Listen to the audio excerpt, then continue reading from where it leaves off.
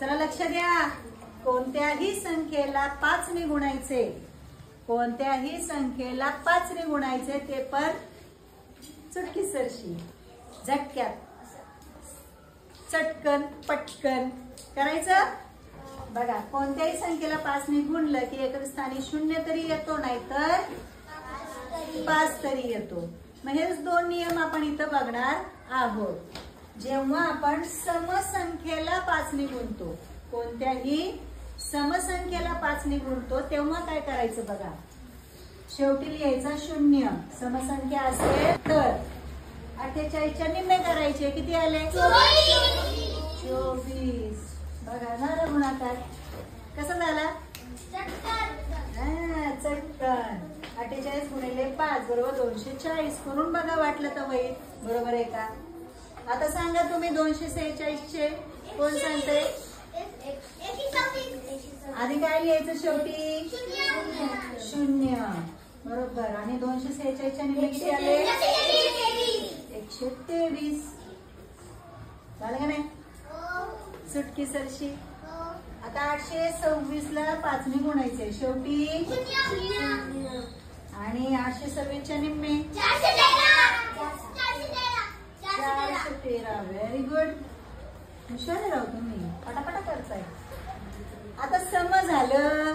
आता विषम. कशाने गुणायचे? आता इथं 0 लिहिला, मग इथं काय लिहावं लागेल? 5 लिहायचा. का लिहायचं सांगतो. 85 मधून मायनस वजा 1 करायचा. किती आले? 84. आधी 1 कमी करायचं आणि मग याचे निम्मे करायचे. करा. किती आलं कार्तिकी? 42. तुमचं उत्तर काय आलं मग? 425. बघा वाईट करून लगेच. बरोबर आहे का? पुढं 267 गुणिले 5. बोला काय लिहू? शेवटी लिहायचा 5. निम्मे करायचे. आधी 1 कमी करायचा 266 आणि मग निम्मे करायचे. किती आले? 133. वाव, जमलं जमलं. आता हे कोणी करायला येते का इथं? बरं ये. याचं उत्तर काढणार आहे बघा. संविधान.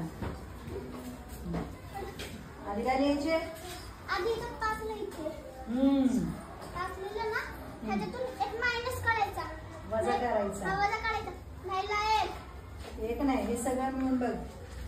मग राहिले 782.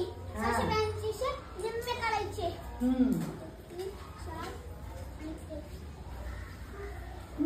341 लिहायचे. बरोबर आहे ना? 341 लिहायचे. तर आधी वजा 1 केला. 682 लिहिले. इथं समजा आपण मनात ठेवले होते, पण इथं लिहायचे. 682 च्या निम्मे 341. आहे का नाही सोपं? वाजवा की टाळ्या.